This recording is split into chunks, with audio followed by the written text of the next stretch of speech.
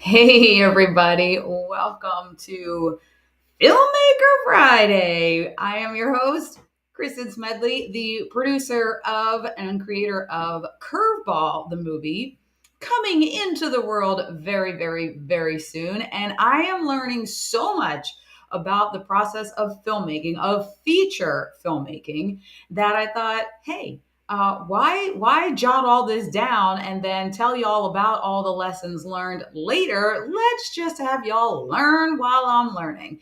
Now, it's been an extraordinary ride thus far. I mean, this sucker has been like, what, 15 years now in the making. I have lip gloss on, and I always say to my kids, I don't do mental math when I'm wearing lip gloss. So anyway, it's like 15 years that we have been waiting to get this story into the world because it's such an incredible story. So Filmmaker Friday is our weekly check-in, you and me together, weekly check-in to see what we're learning, where we're at, where the stumbling blocks are, the struggles, the celebrations, all the things to bring this feature film into the world. So like I said, my name is Kristin Smedley. I am producing Curveball, the film, based on my family's true story of having the first blind baseball player in Little League in our area. And we're still fact checking this, maybe ever. I don't know. Y'all, if you've had a blind baseball player on your regular Little League team, could you reach out to me? Because I would like to know who they are. So, in today's episode, I guess we're going to call this episode. This is a show, folks. You're on the journey here.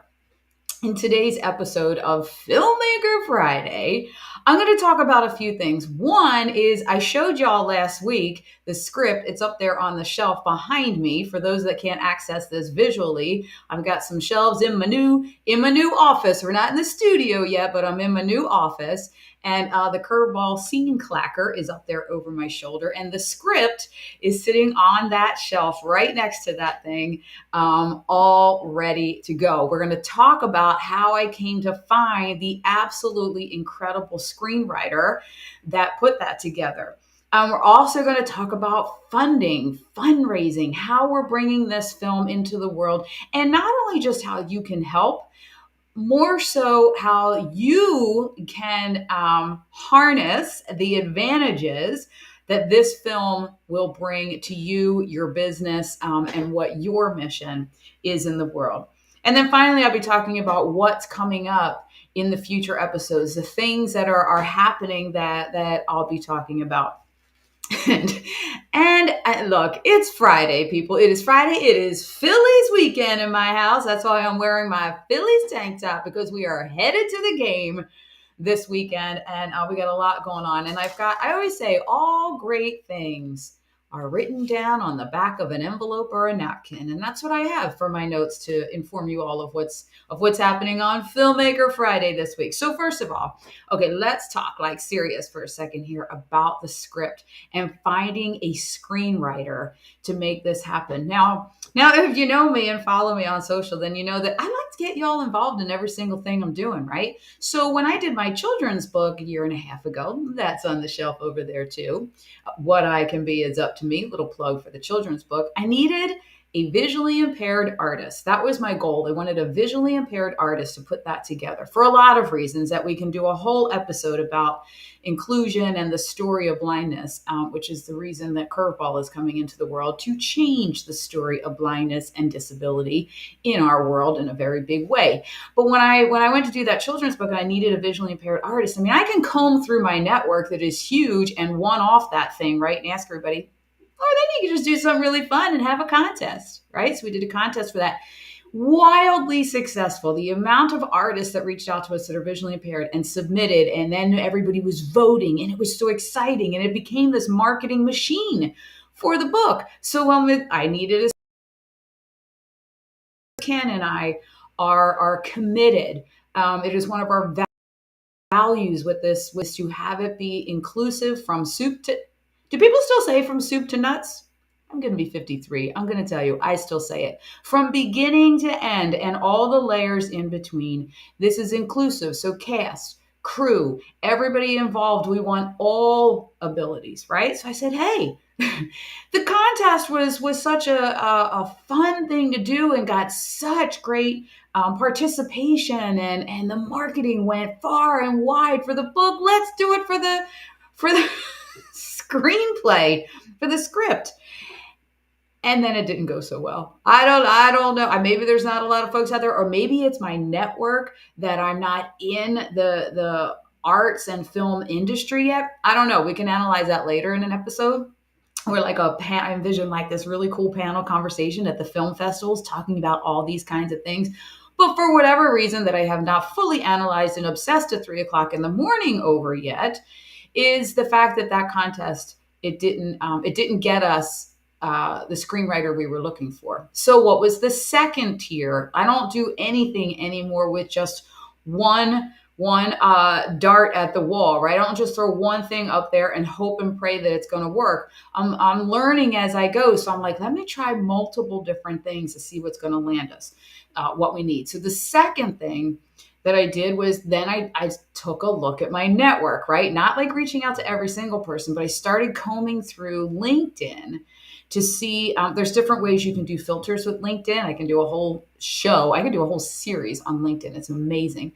So there's different filters and all. And I was looking at people that I know in the film and writing industry, right? First of all, but also in the blind and visually impaired community, and where were there overlaps and whatnot. So I reached out to some of my connections and had phenomenal conversations about this film and the things I had needed at the time. And one of the biggest ones was a screenwriter to get this script underway. So we knew we were going, because then you develop all these things from that.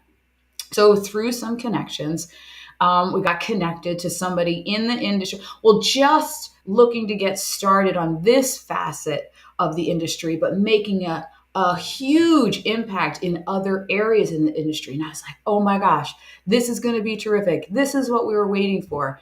And then, oh my goodness, did we have some incredible conversations and getting our backstories are similar and our families have parallels. And then it turned out that while that person's talents are tremendous in some areas, we had to move those talents to other facets of bringing this film into the world, and the screenplay just wasn't going to be the thing. I got to tell you, I was sitting there like, okay, this is two major avenues that I thought were going to be so incredibly successful, and they weren't. The funny thing is they've become incredible. They led us to other things that they will be incredibly successful, just not for the thing that I wanted it to be in the moment that I wanted it to happen. Oh, yes, Kristin is still practicing patience. Yes, yes. So anyway, so while that two layers now, two things I threw up there at the wall, put on my whiteboard as opportunities to find this phenomenal screenwriter, they didn't work out. But like I said, other avenues have opened. So back to landing the plane about the screenplay. So then the third thing that we looked at is people already involved in the industry in my project. The biggest one being Ken, my director and bestest buddy in the world to bring this thing to fruition, looked in his network and his experiences, because he is heavily entrenched in the film industry and has worked with absolutely unbelievable people, right? So, okay, so now he's on the whiteboard, right? All right, now Ken's looking at his network and introduced me to who will now forever be one of my most wonderful friends in the world, Rolf, who I'll have to bring on. I don't know if Rolf will do it to come on to especially a show with me, that I'll have him talking about his whole life story and we'll know everything about him. But oh my gosh, he has written for so many major platforms. I'll have to talk with him and see if I can reveal everything about his career and his life. But I'll tell you what, this is when I knew, like I've known all along, this is going to be a great story and it's going to resonate and it's going to be what the world needs right now.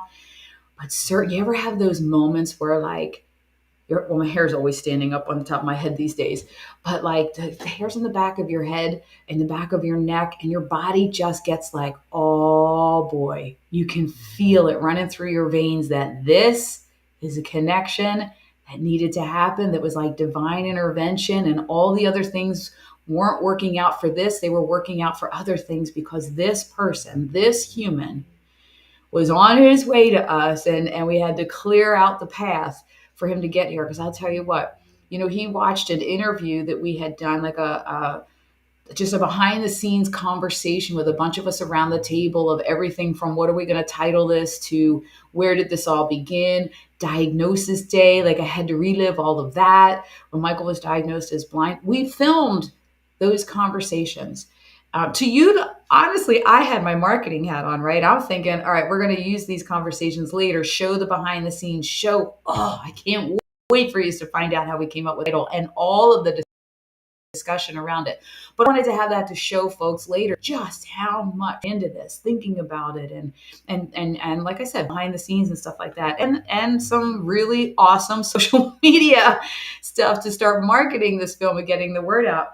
But it turns out that Rolf, our screenwriter, was able to watch those, right? And then he had conversations with me on Zoom. And I have to tell you, those of you that have a talent like this, I oh my gosh, my heart just is like, it's jealous. I got to tell you, I'm a little bit jealous because I can't do this.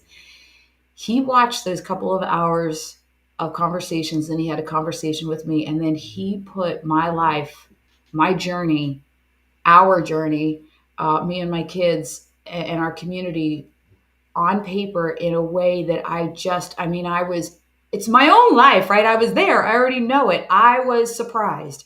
I was tears, like sad tears, and then laughing right through them in certain moments that he wrote in there. And he figured me, maybe I'm not as complicated as some people have said I am.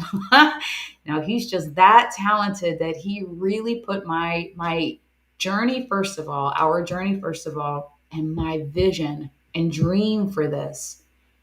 I don't know how he did this, but he was able to put that into this script. And I have to tell you, I will say it was incredible. If you have ever seen, like, if anyone's ever written stuff about you, and you see it on paper, like it was Ken, my director, is like, all right, Kristin, you got to go through this script and let's just go through like stuff that I wanted to have everything in chronological order. I'm a little bit of a type A Virgo. He's like, that's not how you tell a story. He's like, look for the stuff that, is correct. And if there's anything that we don't want to tell in this story, and pull these, like, look for it, edit it that way. And I said, those early days of Michael's blindness diagnosis, I didn't want to revisit that. Isn't that a little bizarre? I mean, all these years later, I am almost 24 years away from diagnosis day. And for those of you that are going through something right now, if you're in the middle of the challenge, it's hard enough, and then you get through it, right? I will caution you. I wish somebody would have told me this. Not necessarily caution, but just give you the heads up that if you revisit it later, sometimes it's still hard. I mean, look at me. Like I have been introduced so many times to the big stages when I speak as the happiest mom of two blind kids, right? And I guess to go back to me just praying it away every day and crying for 3 years, it was hard. And I was talking through that with my G and some of my girlfriends. And I'm like, I guess me now feels a little bit of shame, I guess, about how I started this journey and didn't just embrace it right away and go get my kid all the tools he needed to navigate this world. So I guess there's a little bit of shame there. I know that it isn't anymore I wish that, it wasn't supposed to be like this, right? All the things that should be. I know I've moved on because I made room for all the things that could be in my son's life and in my second blind son's life as well. And they've taken me on an extraordinary journey. So I guess maybe it's rooted in a little bit of shame of how I reacted and didn't get myself moving and help my son right away. Maybe that's where it was at. But boy, was that weird to have those little triggers again of being back to that moment of what I thought was the biggest challenge in my life. Little did I know that was just a training ground for some mega stuff that would just whop me in the heart later. But anyway, so it's really it's been so fun to see Rolf's talent to be able to bring our journey to paper and write it in a way that is just heartwarming and frustrating and entertaining and exciting and all the things. But boy, was it weird to to go back to those beginning days. And you'll see. And those of you that have been through stuff like this, you know that maybe you can give me some words of wisdom. And oh, by the way, my email is on the screen here, thrivingblind@gmail.com. I mean, you can put something in the chat in the comments of what platform you're watching this on, or you can send me a message if you have some thoughts on revisiting or being triggered, in these challenges. It's been a struggle for me to read the beginning of that script and get through it without having some emotions, but that's okay. We are all human, right? We're on this journey together. But I got to tell you this too. The beginning, and this is how I moved through this whole not being able to read the beginning of it. Reading through that again and revisiting that again. And then looking at the end of the film and the script and seeing where my kids are now and seeing, what happened in the end, that why I wanted to put this film into the world is so it's beyond worth those initial days, weeks, months, and sadly 3 years of not being able to come to grips with that diagnosis and taking a few next right steps forward. So it was so worth it in the end. It continues to be worth that struggle to this day. So those were the 3 things that I keep saying put on my whiteboard, because my whiteboards are all over, that I put up on the whiteboard to get a screenplay developed and a final script in my hands. And I keep saying it's on my shelf, but literally I'm walking around with it all the time, highlighting things and adding notes of what I want to have in terms of songs and everything in it. But it was, we tried there with a contest on social media. Like I said, it worked for the children's book. It did not produce the same thing for this. That's okay, because we had multiple options. We were driving in multiple lanes to make this thing happen. I went through my network for referrals, got a referral to somebody that, like I said, did not end up being the match for this, but is, oh my goodness, extraordinary in other lanes for a project like this, right? And then it was ultimately my director's network, right? So we got to reach out to 1 layer, 2 layer, 3 layers. It was my director's network and colleagues that he has worked with and have been extremely successful, that was the right fit for this project. I should say too, I'm a little bit of I'm like a mama bear with this project. Like, I am very picky about who's involved, because it's an incredibly special story to tell. I know it's my own story and my own family, but you'll see as all this unfolds. And for those of you that are seeing this, that are in my personal network and in my community that watch this unfold with me, you all know why I'm picky about who's getting involved with this. Okay. So that's how we found the screenwriter to come up with the screenplay, the script for this extremely special human. The second part that I promised that we were going to talk about is fundraising. I got to tell you, if you want to have some fun this weekend, you're a little bored here in Philly, it's supposed to rain on Sunday, so you got nothing better to do, Google how to fund a film. There are a bazillion YouTube channels. I've got Instagram channels that I'm following, and live things come up. I get messages all over the place. Everyone that is creating a film is trying to figure out how to fund the films, right? We don't all have that $1 million uncle. I don't know why. What's with my family? I don't have that uncle that's saying, Kristin, here's $1 million. Get that film into the world right now. So we got to be creative in terms of, wait, I'm going to put another thing. I'm producing my own show here, and I'm learning all these things to get to, there it is on the bottom now. Curveball the movie, kristinsmedley.com/film. I am reading the ticker going across the bottom because, let me get some of these words off. I'm going to drive the people that can see this visually crazy.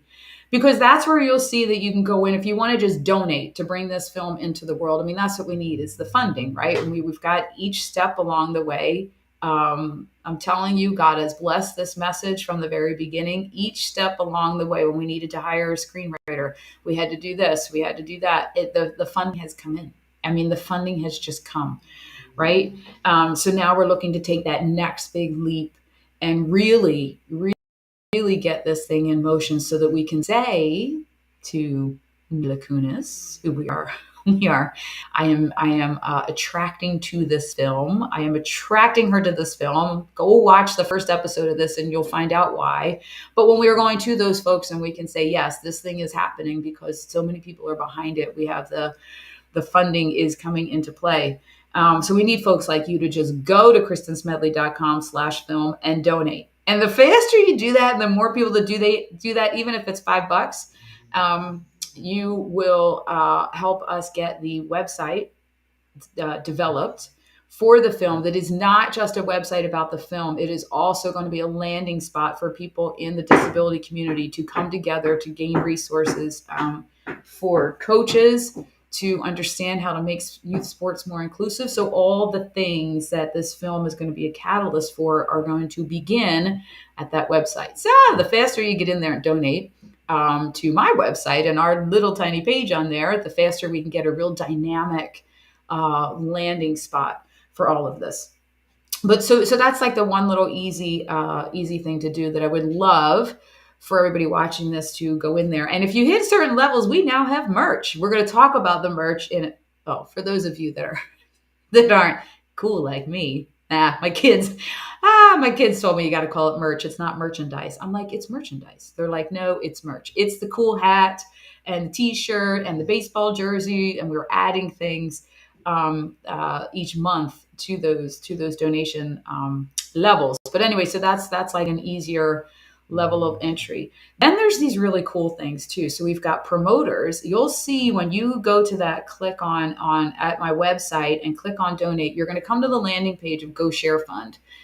We will talk about Go Share Fund and why we chose that in a later episode, but just to be very brief, I've got connections in my network in the blind community. They're working to make everything accessible and not force accessibility, but show people the value of making things accessible. So do not leave out the blind community because these folks, they've got some money to spend too, right? And they've got some contributions to make in the world. So let's make things accessible. And the Share Fund has that as a value and a priority. Plus, not only is it accessible, you can also sign up as a promoter for the film. When you go there and see Curveball the movie on Share Fund, which you can get to from that link that's scrolling across the bottom, kristinsmedley.com/film.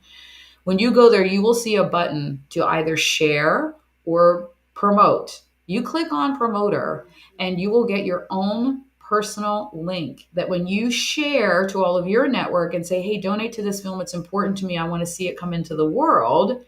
When they donate, you get a portion of that. You get like a commission, right? Or as Michael called me this morning, and I forget that my kids' friends are connected to me on social media. So I'm very careful, like on Instagram and all that I'm not saying anything like ridiculous. It didn't dawn on me that they're connected to me on LinkedIn too. And if you are following me on LinkedIn, you saw that I put a thing out there this week about this whole promoter, and that you can make money right alongside this film and helping this film get into the world. It is such a win-win-win, especially for the blind community that is 70% unemployed. The general disability community is 82% unemployed. Here's an opportunity, right, to utilize skills and networks for them to make some money while we get this important message into the film. I just think it's brilliant and beautiful at the same time. Anyway, back to flying the plane that I started talking about. Michael called me this morning. He goes, his buddy sent into their big group text from Penn State. Hey, Mike's mom is starting a pyramid scheme for all of us to get involved in. Thank you, Austin. Thank you for that fun way to start my day. Michael and I were cracking up. It is not a pyramid scheme. It is just an opportunity for you all to promote the film, make some cash on your own for the missions that you have going on in the world while this mission moves forward. I think, like I said, brilliant and beautiful. So you can become a promoter. That's another way to fundraise and get this thing into the world. But here's the coolest one. And I apologize to all of you outside of the Philadelphia area because this does not pertain to you yet. I am going to find something creative for you. I promise. However, for everybody in the Philadelphia area, especially Bucks County, Philadelphia, Montgomery County, Chester County, and South Jersey and Delaware, for all of you in this area of my home and where this true story unfolded, you have an opportunity to be a sponsor and have your logo on the home run fence in all the scenes of the championship game of this film. I can't stop smiling. It's my friend Kristin Riley that came up with this idea. And I'm like, how brilliant is that? We don't have a ton of room left on that fence because we did do some in-person we did a big in-person event here in my town to kick off all the fundraising to be able to get the screenwriter and all that.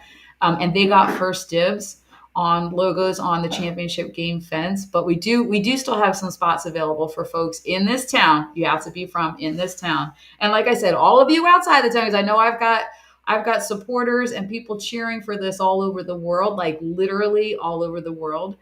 We are going to find some really cool things like that for you to be able to sponsor. So hang on tight. We'll be doing that. But those of you in this area, send me a message here. Let's put this back to my email and send me a message at thrivingblind@gmail.com if you want to become a sponsor on and see your logo on the home run fence in the film during the scenes of the championship game. Isn't that cool? Kristin Riley's like brilliant like that. That's why I like to hang out with all different kinds of folks because she's in a completely different industry than I am with mortgages and stuff. She starts talking about her work and I'm thinking to myself, what am I wearing for my workout tomorrow? I glaze over because that is a skill set that I just do not have. And she's brilliant at it and then brilliant at coming up with ideas for me. And let's face it, she's Kristin with an I-N. So of course she's brilliant. Okay. So those are the three ways that we are focusing on fundraising right now. But, like I said, this is a film that the world needs right now. I know that I am the creator and producer of it, and it is my life, right? It is my life with my kids that this story is about. But I am telling you, I witnessed it happen. I witnessed this story unfold, especially that baseball season. And when I tell you that I watched the impact that it had on our community and our kids in this community. And now they're all coming back, graduating college, about to graduate college. And they come back to my kitchen table, my barbecues, my goofy parties, my crazy reindeer games Christmas party. And they say to me, Kristin, do you know that the world doesn't see that blind people are pretty much elite over us sighted people? Do you know that they have no knowledge of the fact that a blind person could play sports? Like the world doesn't know what we know. Yes, I know. And that's why the world needs to know what we know. The world needs to know about the ability and disability. The world needs to know this journey that you can get up off your couch over the most devastating blow of your life and see what could be as opposed to being so stuck in what should be. The world needs that message, and we need your help to fund it, bring it into the world. And look, I get it. I mean, oh my gosh, every time I go to the food store, I come home and tell my kids, I take everything out of the bag and tell them how much each thing was and why I only got one bag of Doritos because I don't have $957,000 to get 3 bags. And you better put a chip clip on those because if they go stale, I ain't buying any more until next month because they're too expensive. Look, I get it. I'm in the same boat of pinching every penny and selling stuff on Facebook if someone hasn't used it in 7 days, right? I got to replenish that bank account. So I get it that funds are challenging right now. So here's what I'm going to ask of you. If donating to this film or being a sponsor or being a promoter doesn't work for you right now, who can you connect us to? Maybe there is someone in your network that is in the Bucks County area that would love to have their logo on our fence in the championship scenes of the championship game. Connect me to them. That would be absolutely phenomenal. We can all take one step. There might be something that we can do as opposed to looking at the things that we can't. And I will be ever so grateful. Okay, so coming up, we're going to be in future episodes, we'll be talking about the soundtrack. For those of you that know me and my family, who we were referenced one time as as the drum house in the neighborhood, not the nice landscaped house, the drum house. Yes, we always had bands at the house, and we always had music going, and we are a very musical family. So of course, there's going to be music in this film, and I can't wait to let you all know and introduce you to who's the captain of the ship of the soundtrack. You won't believe it. I can't stop smiling. And again, it is divine intervention that this incredible soul, talented beyond talent, that him and his family came into our lives when they did years ago. So that's going to be very exciting. And I'm also going to be talking about the marketing ideas, plans, and the merch and stuff like that for this film, and then a few other things as I'm learning. I was making a list on the one whiteboard of, like, I had on one side, okay, the things that I want to be talking about that I'm working on for this process, and then on the other side, like, moving it over when I had that figured out, so I could tell you, hey, here's what I did and here's what I learned. And I'm not having all the success in the world fast enough. So you're just going to learn it while I'm learning it, and then I might even say to you, please send me a message to help me figure this out, and I'll tell you all my problems and all of my hurdles with this film. Maybe you can help us figure it out. Okay, super fun. Thank you so much. Thank you for tuning in to Filmmaker Friday with Kristin Smedley for Curveball the Movie. It's been a great time with y'all. Thanks so much, and I'll see you next Friday.